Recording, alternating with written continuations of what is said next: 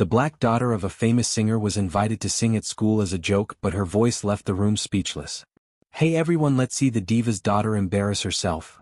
Jessica's shrill laughter echoed through the auditorium as other teenagers looked at each other with malicious smiles on their faces. On stage, the spotlights created an island of cruel light where Maya Johnson, 16, waited alone facing an audience of pale faces and mocking smiles. Westmore Academy was the kind of private school where rich teenagers flaunted powerful last names and even bigger egos, a place where students drove luxury cars and competed to see who could throw the next extravagant party.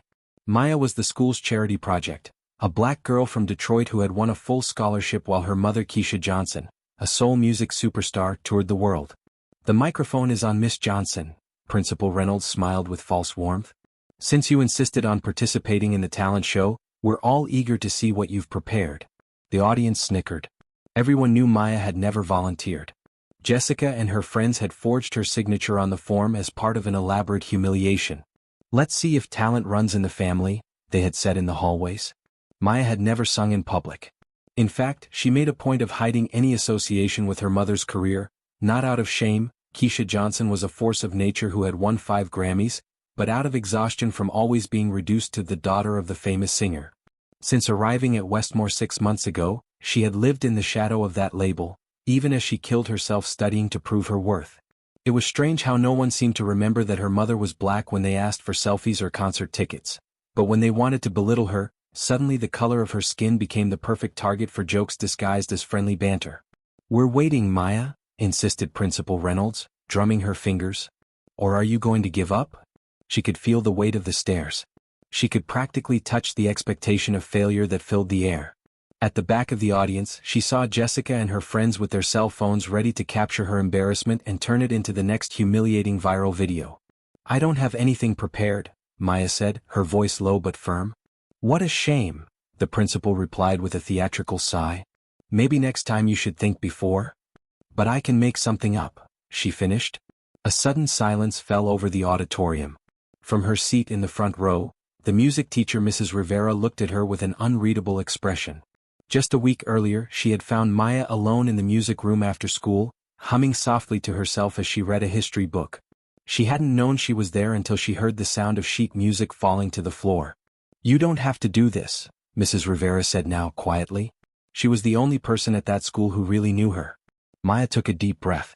There were 2 options: walk off that stage defeated, or show a part of herself she had always kept hidden. She closed her eyes for a moment, feeling something burn in her chest, not just anger but a quiet determination. She knew that feeling. "Actually, I'm going to sing something my mom wrote," she announced with a calmness that surprised even herself. But she never recorded it or showed it to anyone. A murmur of surprise rippled through the auditorium. Even the cruelest were intrigued. An unreleased song by Keisha Johnson, that was worth sharing. What no one at Westmore Academy knew was that before Keisha became famous, before the Grammys and sold-out concerts, she was just a single mother singing lullabies to her daughter in a small apartment in Detroit. Maya had grown up not only listening to her voice but learning from it. As she adjusted the microphone, her eyes met Jessica's, who was still smiling mockingly. But there was something in Maya's calm, determined gaze that made the bully's smile falter briefly. If this story of prejudice and public humiliation touched you in any way, be sure to subscribe to the channel to find out what happens when we underestimate someone based solely on prejudice and how a moment created to destroy can become the catalyst for a turnaround that no one will ever forget. "What are you waiting for, Johnson? Maybe you need your mommy to sing for you?" Jessica shouted, prompting another wave of laughter. Maya closed her eyes. She took a deep breath. When she spoke, her voice was low, almost a whisper into the microphone.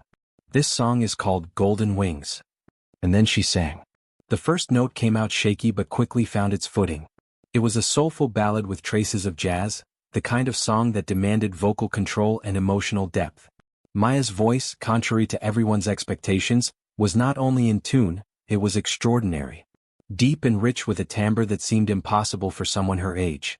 In the third row, Jessica blinked in confusion. This wasn't in the script. The planned humiliation was turning into something completely different. Maya sang about wings made of gold, about flying above the hate, about carrying the strength of her ancestors in her blood, about staying whole in a world that tries to tear you apart. Every word, every note seemed to strip away layers of a carefully constructed persona. In the front row, Mrs. Rivera watched with teary eyes. She had witnessed something rare in that music room last week. Not just raw talent, but the discipline that only comes with years of dedicated practice. After the sheet music fell to the floor, she asked her why she hid that voice. "Because I don't want to be the girl singing her mom's songs," Maya had replied, shrugging her shoulders. "And I don't want to be the diversity project who sings. I want to be respected for more than my last name or the color of my skin." Rivera knew exactly what she meant. As a Latina pianist who had left the stage to teach, she knew well the weight of labels and expectations. "But to deny your talent is to deny part of who you are," she said then. Now, as Maya's voice filled the auditorium, Rivera realized that she had finally understood that lesson too late. She noticed Jessica sneaking out the side of the auditorium, whispering with two friends, all of them wearing smirks. The song reached a brief interlude and Maya opened her eyes. Some students had stopped filming.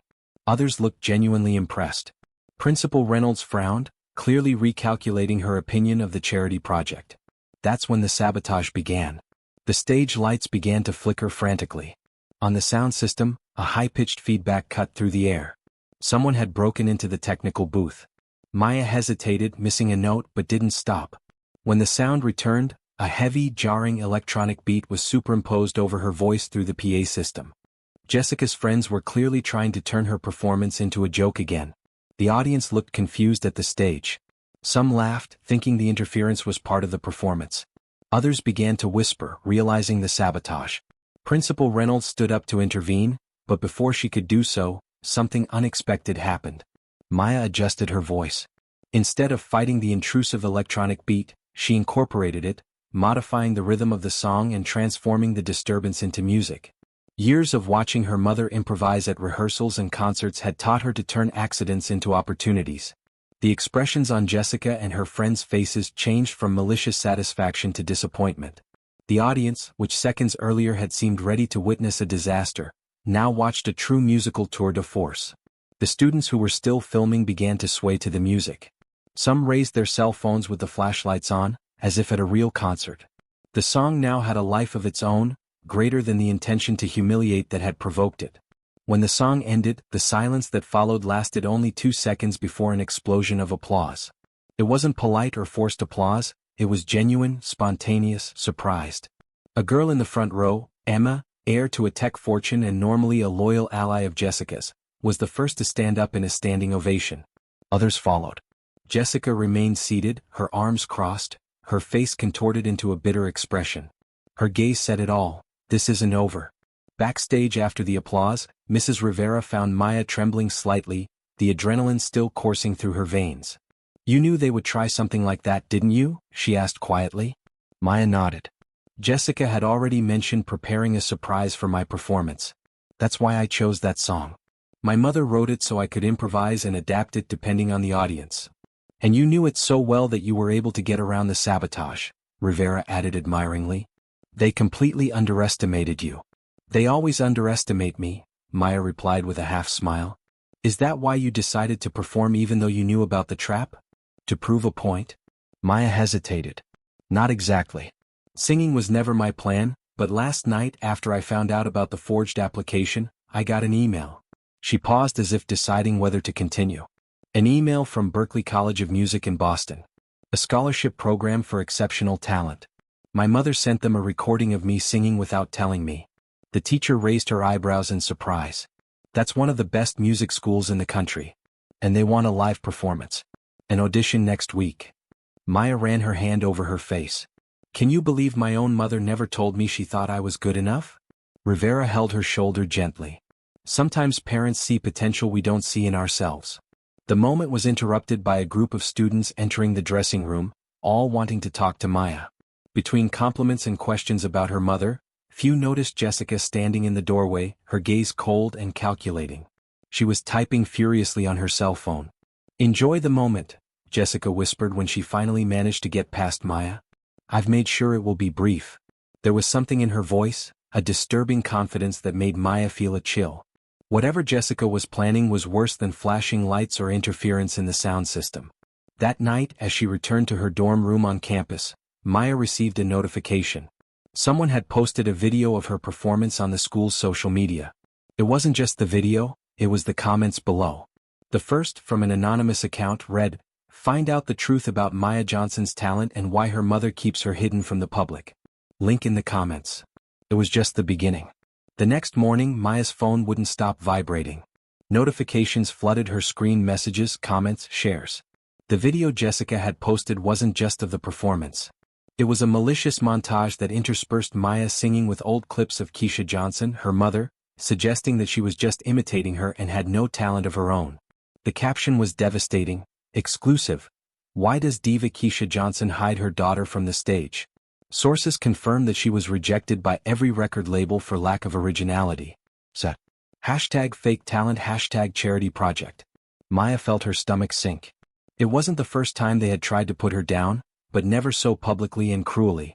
"Ignoring my calls now?" her mother's voice echoed when she finally answered. Keisha Johnson was many things: an international superstar, an incredibly busy single mother, but she was never one to tolerate injustice. "I just saw that garbage they posted. I'm getting the first flight home." "Mom, no," Maya protested. "That'll just make things worse. Jessica will love to turn this into even more drama." There was a moment of silence on the line. "You're right," Keisha finally said.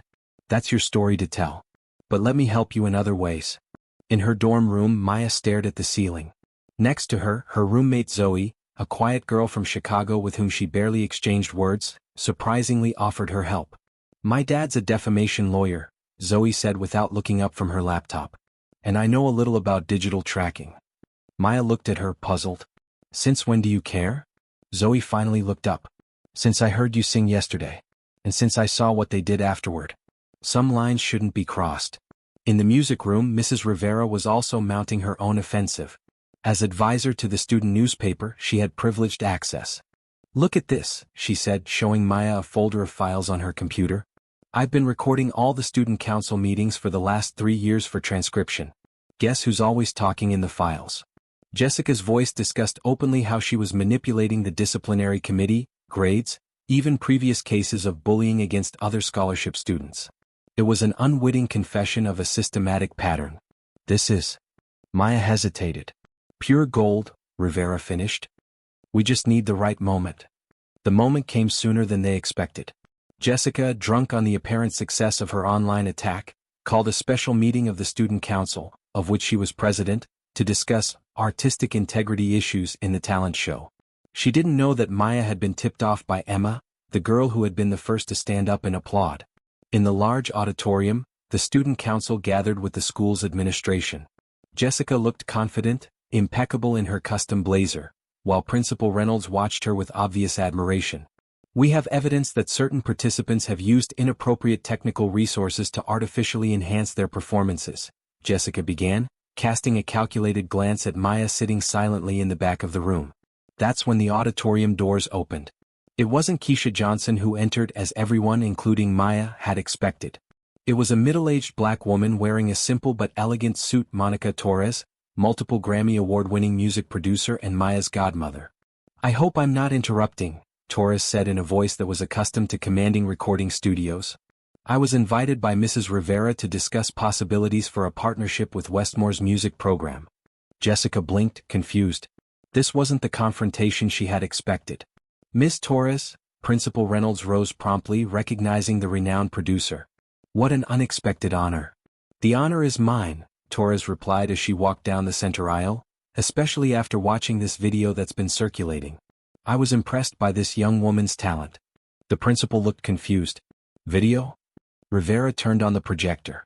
The screen did not show the defamatory montage of Jessica, but the original, unedited video of Maya's performance, including the moment when the lights flashed and the electronic beat invaded the performance. "As a producer who has worked with talent for over 20 years, Torres continued, I recognize raw talent when I see it. But what impressed me most was this. The image changed. It now showed Jessica and her friends storming the technical booth, clearly visible tampering with the equipment during Maya's performance. Security cameras, Rivera explained softly to the stunned director. Installed after last year's vandalism incident. Jessica paled. That's taken out of context. And so is this? Torres asked as the screen changed again. Now it showed screenshots of Jessica's messages, planning not only the sabotage of the show but also the smear campaign. Let's take down the black girl before anyone finds out she's better than us, one of the messages read. The auditorium fell deathly silent. How did this? Jessica stammered, searching the principal's face for support. Your friend Emma felt she needed to clear her conscience, Maya explained, finally speaking. She handed everything over to Zoe and Ms. Rivera last night. Principal Reynolds looked like she had aged 10 years in 10 minutes. Jessica, go to my office now. As Jessica staggered out, defeated, Torres turned to Maya with a smile. So, you never told them, did you? Maya shook her head, a small smile forming. Told them what? Asked Rivera. Torres smiled more broadly. That besides being the goddaughter of a producer, Maya recorded an entire album in my studio last year. An album that's scheduled for release next month. Shock and understanding spread across everyone's faces. It's true, Maya confirmed calmly. I didn't want anyone to know. I wanted to be judged on my own merits, not my mother's name or connections. But now... She glanced at the door through which Jessica had left in disgrace. Now I think it's time for my music to be heard. And so what Jessica had planned as a final humiliation turned into the public revelation of a talent that the whole world would soon know no longer as Keisha Johnson's daughter, but as Maya Johnson, an artist in her own right. By the end of that day, 2 videos were circulating on the internet. One of Maya's incredible performance, and another of Jessica being escorted off campus, her humiliation permanently recorded for millions of viewers. Sometimes the cruelest jokes end up having the most unexpected and just endings. The Westmore Academy campus looked different that Monday morning. Notices about a special assembly were posted on all the bulletin boards. On the school's social media accounts, a formal statement announced changes to the Code of Conduct and anti-discrimination policies. In less than 72 hours, the scandal involving Jessica had transformed the institution. Maya arrived discreetly through the back, avoiding the curious glances and reporters crowding the main entrance. News of her impending album had leaked to the local press, attracting unexpected attention. How does it feel to be the person who exposed decades of covert institutional racism? Zoe asked as they walked together to their first class. Maya adjusted her backpack like someone who just wanted to study in peace. In the principal's office, a tense meeting was underway. Principal Reynolds, now under investigation by the school board for negligence, stared nervously at the members of the disciplinary committee. The Jessica Hammond case is not an isolated incident, said a newly hired consultant brought in to manage the crisis. Preliminary analysis of the recordings provided by Ms. Rivera reveals a systematic pattern of protecting certain students. Outside Westmore Academy, Jessica's life was quickly falling apart. Her early admission to Yale was revoked. 3 elite universities that had accepted her reconsidered their offers. Her father, a prominent executive, faced uncomfortable questions from shareholders about family values and social responsibility. Jessica was last seen leaving her parents' home with 2 suitcases, bound for a boarding school in Vermont. Her Instagram account, once filled with photos of yachts and exclusive parties, was deactivated after a flood of negative comments. Meanwhile, Monica Torres' studio was buzzing with activity. Maya, sitting in a leather swivel chair, listened to the final mixes of her album Golden Wings. I always knew you had something special, Torres said, adjusting the equalizer. But what happened at that school? It brought a depth to your performance that wasn't there before. Life experience, Maya replied with a slight smile. Her phone vibrated. It was a message from her mother, Keisha, who was finally returning from her world tour. Proud doesn't begin to describe how I feel. I'll be there tomorrow. I love you. She had watched the original video of Maya's performance over 100 times, she confessed later. I saw you turn their hatred into art, she said when they finally met. That's what great artists do. The following month, Maya's return to Westmore Academy was different. The hallways were no longer filled with muffled laughter or condescending glances. In their place was cautious respect, perhaps even admiration. Emma, Jessica's former ally who had provided the crucial evidence, now greeted her in the hallways. Other students, once silent accomplices, sought redemption with gestures of inclusion. Principal Reynolds was replaced by Vice Principal Garcia, a progressive educator who immediately launched a privilege and diversity awareness program. Ms. Rivera was promoted to head of the arts department. You know what's ironic? Maya remarked to her during a counseling session. Jessica wanted to expose me as just the daughter of the famous singer, but she ended up freeing me from that label forever. The release of the album Golden Wings took place on a spring afternoon. No big parties or extravaganzas, just an intimate event at Torres' studio with the people who really mattered. Keisha Johnson was there, watching proudly from a corner as her daughter gave a short speech. This album was born out of a need to be seen beyond labels, Maya explained to those in attendance. When we sing, we are not defined by our color, our family, or our past. We are defined by the truth we bring to every note. The reviews were unanimous.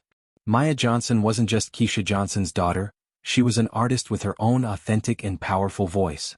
3 months after its release, the album received 2 Grammy nominations, including Best New Artist.